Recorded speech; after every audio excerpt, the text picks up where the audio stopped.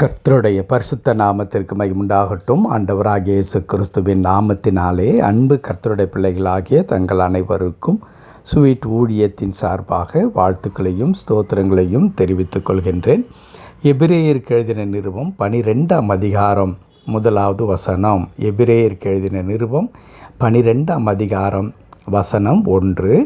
ஆகையால் மேகம் போன்ற இத்தனை திரளான சாட்சிகள் நம்மை சூழ்ந்து கொண்டிருக்க, பாரமான யாவற்றையும் நம்மை சுற்றி நெருக்குகிற பாவத்தையும் தள்ளிவிட்டு, விசுவாசத்தை துவக்குகிறவரும் முடிக்கிறவருமாயிருக்கிற இயேசுவை நோக்கி நமக்கு நியமித்திருக்கிற ஓட்டத்தில் பொறுமையோடே ஓடக்கடவோம்.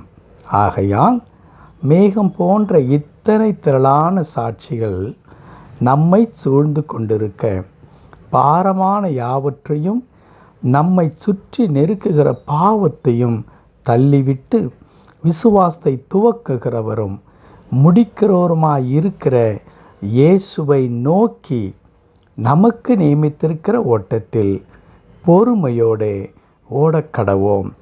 அன்பு கடவுளுடைய பிள்ளைகளே, இந்த வசனத்தின் 2வது பகுதியில் நம்முடைய ஆண்டவராகிய இயேசு கிறிஸ்துவை குறித்து எப்படி சொல்லப்பட்டிருக்கிறது என்றால், இயேசு கிறிஸ்து நமக்குள்ளாக விசுவாசத்தை துவக்குகிறவரும் முடிக்கிறவருமாயிருக்கிற கடவுள் என்று எழுதியிருக்கிறது.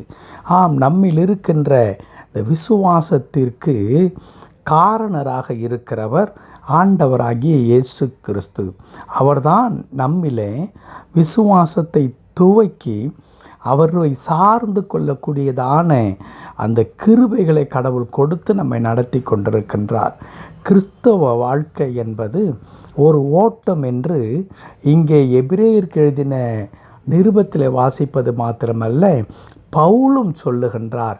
நீங்கள் பெற்றுக்கொள்ளத்தக்கதாக ஓடுங்கள் என்று சொல்லியும், ஒரு ஓட்டப்பந்தயத்தில் பங்கு பெறுகிறவன் எவ்வளவு ஒழுங்கு கிரமமாக அவன் தன்னுடைய அங்கே இருக்கிறதான கட்டுப்பாட்டுக்குள்ளான ஒரு வாழ்க்கைக்குள்ளாக இருப்பான் என்பதை அவர் வலியுறுத்துகின்றார்.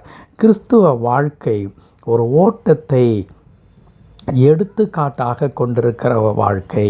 எல்லாரும் ஓடிக்கொண்டே இருப்பார்கள், ஆனால் வெற்றி பெறுகிறவர் ஒருவர் தான் வெற்றி பெறுவார்கள். பவுல் சொல்லுவார், நீங்கள் எல்லாரும் ஓடுகிறவண்ணமாய் நீங்கள் ஓடுகிறவர்களாய் இருக்க வேண்டாம், நீங்கள் பெற்றுக்கொள்ளத்தக்கதாக ஓடுங்கள். பந்தய பொருளாகிய அந்த கோப்பையை பெற்றுக்கொள்கிறவர்களாய், இலக்கை எட்டுகிறவர்களாய் நீங்கள் இருக்க வேண்டும் என்று சொல்லி அங்கே பவுல் வலியுறுத்துகிறதை பார்க்கிறோம். என் அன்பு கடவுளுடைய பிள்ளைகளே, அப்படி நாம் ஓடிக்கொண்டிருக்கும் பொழுது நம்முடைய இலக்கு எது என்றால், அதுதான் இங்கே குறிப்பிடப்பட்டிருக்கிறது. நமக்கு நியமித்திருக்கிற ஓட்டத்தில் இயேசுவை நோக்கி நாம் ஓட வேண்டும்.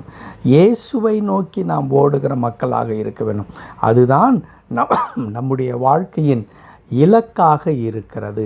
இன்றைக்கு இந்த உலகத்தில் அநேக மக்கள் ஓடிக்கொண்டு தான் இருக்கிறார்கள். நீங்கள் உலகத்தை எடுத்துக்கொண்டு பாருங்களேன்.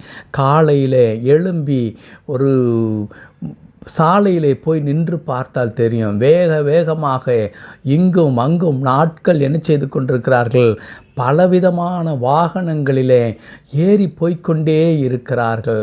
ஒரு எந்திரமயமாக்கப்பட்ட ஒரு வாழ்க்கை இன்றைக்கு நாம் வாழ்ந்து கொண்டிருக்கிறோம். அது கிராம பகுதியாக இருந்தாலும், அது பெரும் நகரங்களாக இருந்தாலும், மக்களுடைய வாழ்க்கை என்பது எப்படி இருக்கிறது என்றால், வேகமாய் ஓடிக்கொண்டே இருக்கிற ஒரு வாழ்க்கையை நாம் பார்க்கின்றோம். அந்த வேகமாய் ஓடுகின்ற வாழ்க்கையில் அநேக காரியங்களை நாம் இழக்கிறவர்கள் மாத்திரமல்ல, அநேக காரியங்கள் நாம் பார்க்காதவர்களைப் போல இருக்க வேண்டிய ஒரு சூழ்நிலையில் நாம் இருந்து கொண்டிருக்கிறோம். உறவுகளோடு கூட நாம் ஐக்கியம் கொள்ளுகிறவர்களாக இருக்க வேண்டும் என்ற ஆசை நமக்கு இருக்கிறது தான். ஆனால் அதே நேரத்தில் அதற்கான சமயம், அதற்கான நேரம் எனக்கு இல்லையே.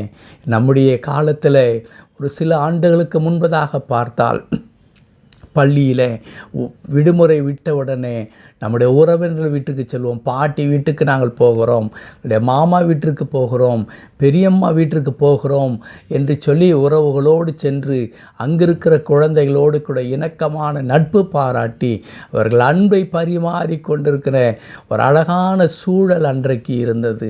ஆனால் இன்றைக்கு என்ன நிலவி கொண்டிருக்கிறது? போட்டி நிறைந்த உலகம், ஓடிக்கொண்டே இருக்கிற உலகம். ஆகையால் அந்த விடுமுறை நேரத்தையெல்லாம் வீணாய் கழிக்கக்கூடாது. ஊருக்கு போக வேண்டிய அவசியம் இல்லை, தாத்தா பாட்டி வீட்டிற்கு போக வேண்டிய தேவை இல்லை. இங்கே கம்ப்யூட்டர் கிளாஸ் இருக்கிறது, மியூசிக் கிளாஸ் இருக்கிறது, யோகா பயிற்சி இருக்கிறது, இன்னும் அநேக விதமான பயிற்சிகளுக்கு கோச்சிங் சென்டர்ஸ்க்கும் கிளாஸஸ்க்கும் போகின்ற ஒரு நிலைக்கு இன்றைக்கு குழந்தைகள் தள்ளப்பட்டிருக்கிறார்கள். காரணம் என்ன? அப்படி இருந்தால்தான் நீ வாழ்க்கையில் ஜெயிக்க முடியும் என்ற ஒரு கட்டாயம் உருவாக்கப்பட்டிருக்கிறதை நாம் பார்க்கிறோம். ஆகையால் தான் நான் ஏற்கனவே குறிப்பிட்டேன், அநேக காரியங்களை, அழகான அந்த வாழ்க்கை, அழகான உறவுகளோடு இருக்கிறதான அந்த அன்பு பரிமாற்றம் போன்ற அநேக காரியங்களை நாம் இழந்துவிட்டு இன்றைக்கு எந்திரமயமாக நாம் ஓடிக்கொண்டிருக்கிறோம். அன்பு கடவுளுடைய பிள்ளைகளே, எங்கே நான் ஓடுகிறேன் என்று தெரியாமலே ஓடி ஒரு மனிதனுடைய வாழ்க்கை முடிவது எத்தனை பரிதாபமான ஒன்றாக இருக்கும் அல்லவா? எதற்கு ஓடுகிறேன்? எங்கே ஓடுகிறேன்? இதுவரையிலும் ஓடி நான் சாதித்தது என்ன? இப்படி ஒரு அலுவலகத்தில் நான் இத்தனை ஆண்டுகள் உயர் பதவியில் நான் இருக்கிறேன், அல்லது இந்த கம்பெனியில், அல்லது என் சொந்த தொழிலில் நான் எல்லாவற்றையும் தியாகம் செய்ய, உணவை தியாகம் செய்து, உறக்கத்தை தியாகம் செய்து நான் அவ்வளவாய் உழைத்தேன். ஆனால் இன்றைக்கு என் கையில் இருக்கிறது என்ன? வெறுமையாகத்தான் இருக்கிறது. நான் சாதித்தேன் என்று சொல்வதற்கு ஒன்றுமே இல்லை என்று சொல்லுகிற மக்களை நாம் பார்க்கத்தான் செய்கிறோம். காரணம் என்ன? அவர்கள் இலக்கை நோக்கி ஓடாதவர்களாக இருக்கிறார்கள். அன்பு கடவுளுடைய பிள்ளைகளே, நமக்கு சொல்லித் தருகிற ஆலோசனை என்ன தெரியுமா? நீங்கள் இயேசுவை நோக்கி ஓடுங்கள். உங்கள் ஓட்டம் இயேசுவை நோக்கி ஓடுகிற ஓட்டமாக இருக்க வேண்டும். அவரே உங்களுடைய இலக்காக இருக்க வேண்டும். அவரை அடைவதே அல்லது அவரை பார்த்து கொண்டே செல்வதே நம்முடைய வாழ்க்கையில் அவசியமாக இருக்கிற. அப்படி இயேசுவை நோக்கி ஓடுகிற மக்களாக நாம் இருக்க வேண்டும் என்றால் நாம் என்ன செய்ய வேண்டும்? வீணான கவலைகளுக்கும் பாரங்களுக்கும் நாம் இடம் கொடுக்க வேண்டிய அவசியமில்லை என்று எழுதப்பட்டிருக்கிறது. அந்த முதற் பகுதியில் எழுதப்பட்டிருக்கிறது, நம்மை சுற்றி கொண்டிருக்கிற பாரமான யாவற்றையும், நெருக்கி ஏவுகிற பாவத்தையும் நாம் தள்ளிவிட்டு என்று எழுதியிருக்கிறது. நாம் தள்ளிவிட வேண்டும். ஏனென்றால் நாம் கவலைப்படுவதினாலே ஒன்றையும் நாம் சாதிக்கப் போவதில்லை. மாறாக இயேசுவை நோக்கி நாம் நடந்தால், ஓடினால் நம்முடைய இலக்கை எட்டி விடலாம். பேதுருவை பார்த்து அதுதான் சொன்னார் ஆண்டவர், என்னை பார்த்து கொண்டே நீ நட. இயேசுவை பேதுரு பார்த்து கொண்டே நடக்கும் வரையிலும் அவன் நீரில் மூழ்கி போகவில்லை. ஆனால் எப்பொழுது இயேசுவின் மீது இருக்கின்ற அந்த கண்களை எடுத்துவிட்டு மற்ற இடங்களை அவர் பார்க்க ஆரம்பித்தாரோ, அப்பொழுது அந்த தண்ணீரிலே மூழ்க ஆரம்பித்தார் என்று பார்க்கிறோம். என் அன்பு கடவுளுடைய பிள்ளைகளே, உங்களுடைய இலக்கு, என்னுடைய இலக்கு ஒன்றே ஒன்றாகத்தான் இருக்க வேண்டும். அது இயேசுவாகத்தான் இருக்க வேண்டும். அவரை பார்த்து ஓடுவோம். கர்த்தர் நிச்சயமாக நாம் ஜெயிக்கிறவர்களாய் கடவுள் நம்மை மாற்றுவார். தேவன் தாமே இந்த வார்த்தையின்படியே ஜெயம் நிறைந்த வாழ்க்கையை தந்து நம்முடைய ஓட்டத்தை வெற்றி உள்ள ஓட்டமாக மாற்றித் தருவாராக. ஆமேன், ஆமேன்.